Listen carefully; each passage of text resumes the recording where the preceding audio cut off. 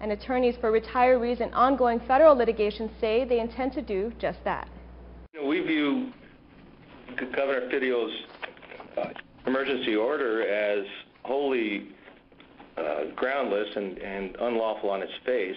That's attorney Bruce Jorgensen in a phone interview from Honolulu, who, along with co-counsel Robert Hatch, confirmed today they intend to immediately file for an injunction if and when the governor's executive order takes effect. The injunction would seek to maintain the status quo in the fund's operations and ensure that fund assets remain separate and distinct from those of the central government.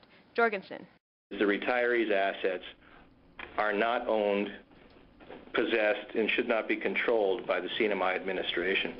Jorgensen and Hatch represent Roe and Doe in a federal lawsuit to collect on the fund's $317 million judgment against the government. According to the attorneys, in issuing the executive order to reorganize the fund, the governor assumes authority that he just doesn't have. Hatch. The purported legal basis for the executive order is a declaration of an emergency, and emergencies are defined by statute. They're defined by statute in accordance with the Constitution in a way that does not leave room for a declaration of emergency in a situation that was caused by the actions of the government itself.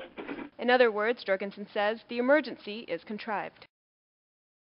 A situation where a governor himself creates an emergency and then claims that that emergency should justify his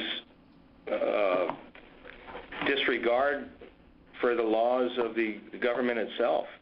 I mean, that's the way that things are operated in third world countries, and the CNMI is not supposed to be operated as a third world country. It's supposed to be operated as a Commonwealth of the United States government in which democratic principles and laws are supposed to prevail.